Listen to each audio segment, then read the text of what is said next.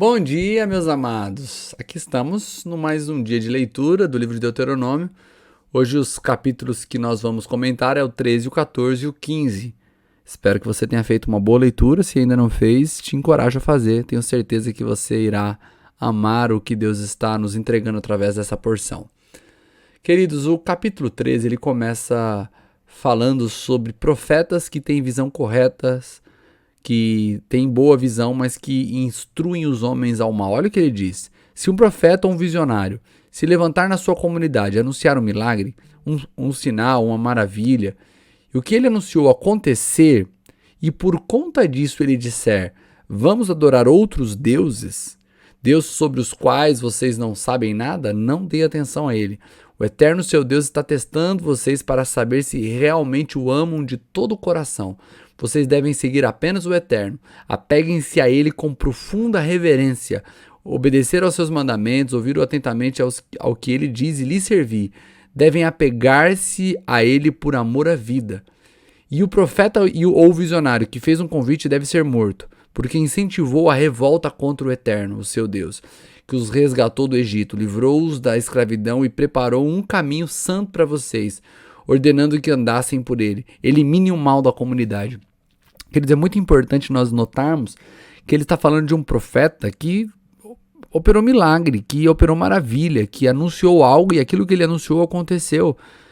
E por conta de ter conquistado essa confiança, essa credibilidade por aparentemente ser um profeta de Deus porque operou coisas boas e certas, mas se no meio das informações que ele passar, essas informações levassem o povo a adorar outros deuses, esse profeta, mesmo tendo profetizado coisas corretas, mesmo tendo operado milagres e maravilhas, ele deveria ser morto porque ele instigou o povo a se afastar de Deus. Nós já começamos aqui com algo muito interessante para pensar nos nossos dias, né? Pessoas que estão por aí tentando ensinar, tentando levar muitas pessoas a viver um estilo de vida, porque a vida deles apresenta um resultado. E você olha para o resultado da vida dessa pessoa e o resultado dá a ela credibilidade para falar. Mas se as palavras dela forem contra as palavras do Senhor, esse tal não deve ser ouvido. No caso aqui era pior, porque além de não ser ouvido, ele deveria ser morto. A partir do verso 6, ele começa a trazer para perto. Ele diz, e quando o seu irmão, seu filho, filha, ou mesmo sua esposa amada, ou um velho amigo vier a você em segredo e cochichar, vamos adorar outros deuses, deuses sobre os quais você não sabe nada, nem seus antepassados conheceram, deuses dos povos que vivem ao seu redor, de perto, de longe, de um canto da terra e de outro, não vá com ele. Tape os ouvidos e não tenha pena dele, nem o proteja. Ele deve ser morto. Isso mesmo, e você jogará a primeira pedra. Tome uma atitude imediata contra qualquer pessoa da comunidade que se envolver com algo semelhante. Ela deve ser apedrejada até a morte porque tentou seduzir você para atrair o Eterno, seu Deus, aquele que tirou você do Egito e do mundo da escravidão. Queridos, quando a gente lê esse texto, parece que Deus estava sendo tão radical, né? Se seu filho, sua filha, sua mulher, seu amigo tentar te afastar de Deus, o mate. Mas preste atenção, lembre das palavras de Jesus dizendo que se os seus olhos te fizerem pecar, é melhor você tirar seus olhos e entrar né, no reino de Deus cego do que ir para o inferno com os dois olhos. E suas mãos te fazem pecar, você remove suas mãos, entra sem elas no reino, mas isso é melhor do que ir para o inferno com as duas mãos. Não parece radical? Aqui as ordens de Deus é sobre o outro, mas as ordens de Jesus é sobre nós mesmos, sobre eliminar. Ambas falam sobre a mesma coisa, eliminar da nossa vida tudo aquilo que nos afasta de Deus. Lá no finalzinho do 13, ele diz assim, não se contaminem com nada para que o Eterno esqueça a ira e volte para a compaixão, permitindo que vocês prosperem como prometeu aos seus antepassados. Sim, ouçam e obedeçam ao Eterno seu Deus. Sigam todos os mandamentos que hoje estou promulgando. Façam a coisa certa aos olhos do Eterno. Nesse intervalo aqui, entre o 11 e o 17 que eu não li, ele vai falar sobre cidades. Se você chegar numa cidade, ali tinha lugar de adoração, e aquela cidade deve ser demarcada para destruição e não poderá ser construído nada em cima daquilo ali também. Vamos partir para o 14, porque o 14 ele muda um pouco de assunto, ele vai falar sobre os animais. né? Ele vai dizer sobre os costumes, ele vai dizer que eles não deveriam seguir os rituais, né? Ele vai dizer assim, ó, vocês são filhos do Eterno, seu Deus, portanto não mutilem o corpo, nem rapem a cabeça em algum ritual pelos mortos. Vocês são um povo exclusivo do Eterno, ele escolheu a vocês entre todos os povos da terra como teu tesouro precioso e pessoal. E aí ele vai começar a falar aqui as regras para o povo hebreu. Vai dizer assim, olha, a partir do verso 3. Não comam nada abominável. Estes são os animais que vocês poderão comer. Ele vai dar uma lista, né? Boi, ovelha, bode, veado, gazela, a corça, o bode montês, o antílope, o bode selvagem, a ovelha montês. E aí, para que não ficasse uma lista muito extensa, ele dá o requisito. Tem que ter casco fendido e tem que ruminar. Aí ele começa a mostrar, por exemplo, animais que tem, por exemplo, o camelo e o coelho e o rato silvestre, eles ruminam, mas não tem casco fendido. Isso os torna ritualmente impuro. Aí ele vai dizer o porco, né? Que tem o casco fendido, ou seja, mas não rumina, o que torna ele impuro, nem mesmo toque no cadáver de um porco. E aí ele estabelece então a regra para um animal poder ser comido, tinha que ter o casco fendido e tinha que ruminar. Quando ele vai para os peixes, a regra já muda, tem que ter barbatanas e escama. Então, por exemplo, vamos dar um exemplo aqui de um cação, né, que é da linhagem ali do tubarão, tem barbatanas, mas não tem escamas, né? Então era importante para eles terem esse pré-requisito, para que eles soubessem que tipo de peixe eles podiam comer. Depois vem falar sobre as aves, né? Aí vai falar sobre as aves que eles não deveriam comer, era a águia, o urubu, a águia marinha, o milafre, qualquer espécie de falcão, qualquer espécie de corvo, a coruja de chifre, a coruja de orelha pequena, a coruja orelhuda, qualquer espécie de gavião, o macho, o corujão, o mocho, né, o corujão, a coruja branca, a coruja do deserto, a abutre, a coruja pescadora, a cegonha, qualquer tipo de garça, a polpa e o morcego. Então esses aí não podiam comer. Aí ele fala dos insetos, né? Uma boa notícia para você que tem nojo de barata. Ele dizia que os insetos com asas são ritualmente impuros, não come. Então, meu irmão, não come barata não, tá? Porque ela voa. Mas se encontrar um aí que não voa, de repente, né? E ele vai dizer assim, mas as criaturas com asas ritualmente puras poderão ser comidas. Depois ele vai dizer que não era para comer o animal morto, né? Que eles encontrassem morto, não animal morto, né? Todo animal para comer tem que ser morto. Mas se ele encontrasse um animal morto na rua, no caminho, esse animal não era para ser comido por eles. Eles podiam até vender, né? Para um estrangeiro e tal, mas eles mesmos não podiam comer.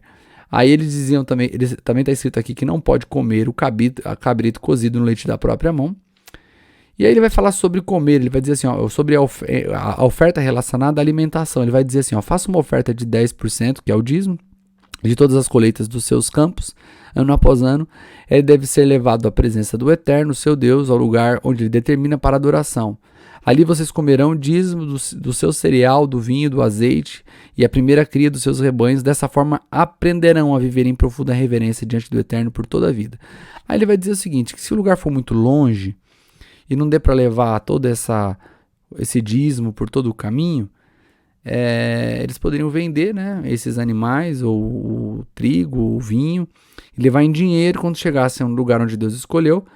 Aí eles poderiam comprar novamente com isso e aí então cumprirem o ritual de se alimentarem diante do Eterno. Aí no verso 27 ele vai dizer, entretanto, não se esqueçam de cuidar bem dos levitas que vivem nas suas cidades. Eles não receberão nenhuma propriedade como vocês irão receber. Ao final de cada terceiro ano, juntem o resultado de todas as colheitas daquele ano e armazenem tudo nas suas cidades.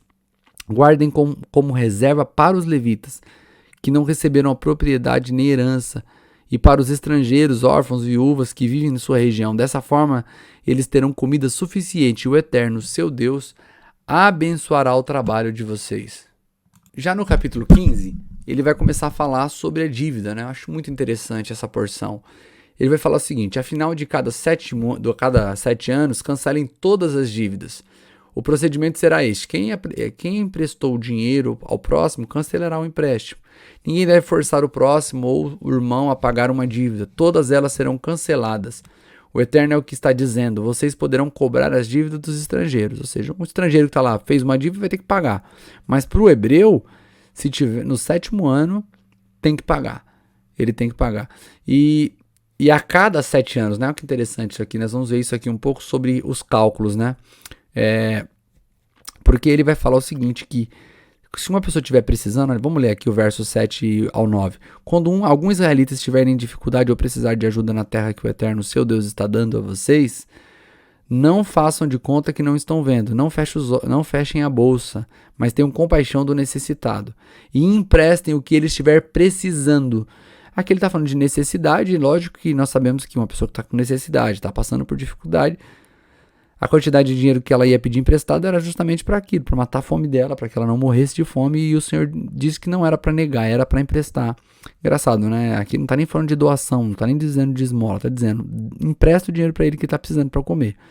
Mas ele faz um alerta, ele vai dizer assim, ó, não comecem a fazer cálculos, não deem ouvidos àquela voz egoísta que diz, já é quase o 7º ano. Então isso mostra que não era 7 anos individuais, era a cada 7 anos, ou seja, isso era uma contagem nacional. Não era assim, hoje eu emprestei, se ele não me pagar em 7 anos eu tenho que perdoar. Não, se agora está faltando 2 anos para o 7º ano, então eu tenho uma dívida que em 2 anos eu não poderei cobrar mais, né? E ele está dizendo, se for o caso do necessitado, não é para fazer esse tipo de conta, é para você emprestar, mesmo sabendo que você tem a possibilidade de não receber, né? Aí ele vai dizer no verso 10, sejam generosos, espontâneos, não deixem o coração se tornar mesquinho. Se lidarem de maneira certa com a situação, o Eterno, seu Deus, irá abençoar vocês em tudo que fizerem, em todo o seu trabalho, em todos os seus empreendimentos. Sempre haverá pobres e necessitados entre vocês. Jesus também disse que os pobres sempre estarão entre vós. Portanto, a ordem é esta, sigam sempre generosos. Abram a bolsa e a mão, ajudem as pessoas em dificuldade, socorram os pobres e os que estão sofrendo. Isso é uma responsabilidade que eles tinham, essa responsabilidade social que agrada a Deus, e isso parece ter passado claramente para a nova aliança. Nós devemos seguir essa orientação de termos o coração aberto para abençoar o necessitado. A partir do verso 12 ele vai dizer, se um hebreu ou homem ou mulher se vendeu a você, aqui está dizendo o seguinte, o cara não tinha nem dinheiro para pagar, precisava de um recurso ou por algum motivo a dívida era tão alta que ele precisou vender-se a si mesmo como escravo. Durante 6 anos, ele pode servir você para pagar a dívida como sendo seu escravo, mas no 7º ano você vai ter que libertar ele. E quando o libertar, não mande embora de mão abanando. Olha que interessante, é seu escravo, se vendeu para você, provavelmente porque te devia, mas não é para, no 6º ano, só vai trabalhar 6 anos, no 7º é para liberar, e ainda não é para deixar de mão vazia. Tem que dar provisão de animais, suficiência de pão e vinho e azeite. Reparta com ele as bênçãos com que o Eterno, seu Deus, abençoou você. Não se esqueça nem mesmo por um minuto de que você foi escravo no Egito e que o Eterno libertou você daquele mundo de escravidão. Aí ele continua dando essas mesmas instruções. Verso 16 ele vai dizer, mas se seu escravo amar você e sua família, e tiver uma vida agradável na sua casa e disser, não quero deixar você, pegue um furador e fure a orelha dele contra a porta, que era como um brinco, marcando-o como seu escravo para sempre. Faça a mesma coisa com as mulheres que quiserem continuar a servir a você como escravas. Não considere o fato de libertar seu escravo em prejuízo, afinal ele trabalhou 6 anos para você pela metade do valor de um trabalhador contratado. O finalzinho aqui do verso 15, que também é o finalzinho da nossa leitura hoje, ele vai falar sobre oferecer ao Eterno o primeiro macho de todos os rebanhos. Ele vai falar para oferecer o primeiro animal do boi, da ovelha. Mas ele está dizendo o seguinte, que esses animais que são oferecidos só poderiam ser comidos na presença do Senhor no lugar onde Deus escolheu, onde ele escolheu. Mas se essa primeira cria tivesse defeito, ela podia ser comida, mas não seria comida lá no ritual de oferta, lá no lugar onde Deus escolheu para ser adorado. É como nós terminamos a leitura, eu sempre gosto de fazer uma reflexão sobre aquilo que nós lemos. A reflexão fica entre o verso 16 e o 18, aqui do capítulo 15, que fala daquele escravo que foi livre, foi liberto e disse assim, pode ir embora. E ele falou, não vou embora não, aqui é muito bom para mim, pode furar minha orelha e me marque como um escravo por amor. Todo mundo que olhasse esse escravo com a orelha furada, saberia que esse escravo, ele decidiu ficar ali servindo para sempre aquela família. Que espiritualmente, lógico que isso é uma metáfora, né? Diante de Deus seja encontrada aí uma marca em você, para que todos saibam que você é um escravo por amor. Como assim escravo por amor? A Bíblia diz que nós somos propriedade exclusiva de Deus. Quando Deus nos comprou para si, Ele nos libertou do império das trevas, mas nos transportou para o reino do seu Filho amado. Hoje nós não somos mais escravos do pecado, não somos mais escravos de Satanás. Hoje nós nos tornamos propriedade exclusiva de Deus. Ele pode até dizer para mim assim, como ele disse para os discípulos ali quando ele pregava aquele sermão difícil. Todos estão indo embora. Se vocês quiserem ir embora também, podem ir. Pedro disse: Senhor, para onde iremos? Tu tens as palavras de vida eterna. Que você tenha uma atitude, não uma atitude de alguém que está com o Senhor por conveniência. Que você tenha uma atitude como esse escravo, que amava tanto a casa do seu Senhor, que diz: faça uma marca em mim, serei seu escravo eternamente, mesmo sabendo que o Senhor me liberou para ir embora. Hoje Jesus diz: se quiser ir embora, pode ir. Mas que você, como Pedro, responda: para onde irei? Se aqui eu tenho palavras de vida eterna. Que você possa viver uma vida servindo ao Senhor, não com o coração dizendo: eu estou aqui, vamos ver o que vai acontecer, estou servindo ao Senhor, mas amanhã eu posso estar em outro lugar. Eu estou na igreja, mas não sei se vou continuar. Que todas essas palavras acabem do seu vocabulário e que você diga: eu não tenho opção, eu sou escravo por amor. O Senhor me libertou e me trouxe para a propriedade dele, e como livre me disse: se quiser ir, pode ir. Mas eu disse: para onde irei? Eu só tenho lugar de felicidade se estiver junto com o meu Senhor. Que esse seja o seu coração e que você tenha um lindo dia na presença dele.